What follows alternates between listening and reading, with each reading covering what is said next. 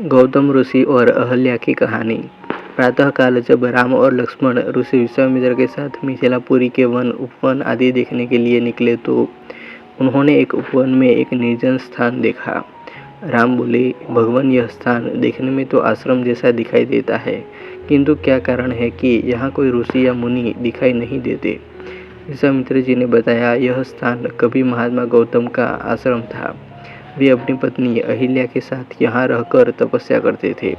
एक दिन जब गौतम ऋषि आश्रम के बाहर गए हुए थे तो उनकी अनुपस्थिति में इंद्र ने गौतम के वेश में आकर अहिल्या से प्रणय याचना की।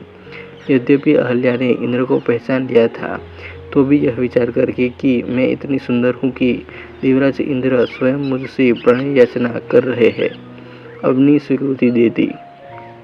जब इंद्र अपने लोक लौट रहे थे तभी उसने आश्रम को वापस आते हुए गौतम ऋषि की दृष्टि इंद्र पर पड़ी, जो उन्हीं का वेश धारण किए हुए था। वे सब कुछ समझ गए और उन्होंने इंद्र को शाप दे दिया। इसके बाद उन्होंने अपनी पत्नी को शाप दिया कि रे दुराचारिणी, तू हजारों वर्ष तक केवल हवा पीकर कष्ट उठाती हुई यहाँ राख में पड़ी रहे।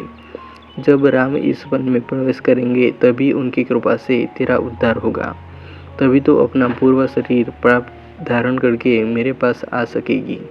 यह कहकर गौतम ऋषि इस आश्रम को छोड़कर हिमालय पर जाकर तपस्या करने लगे।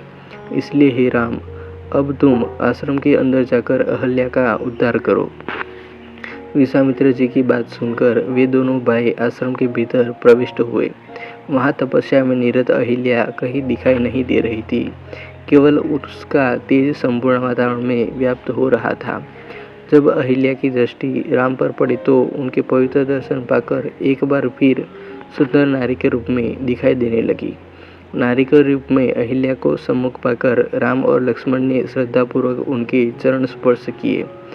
उससे उचित आदर सत्कार ग्रहण कर वे मुनिराज के साथ पुनः मिथिलापुरी लौट आए। कहानी अच्छी लगी हो तो वीडियो को लाइक, कमेंट और शेयर कर दीजिएगा और चैनल को अभी तक सब्सक्राइब नहीं किया तो सब्सक्राइब कर लेना। मिलते हैं और एक वीडियो में। जय हिंद, वंदे मातरम।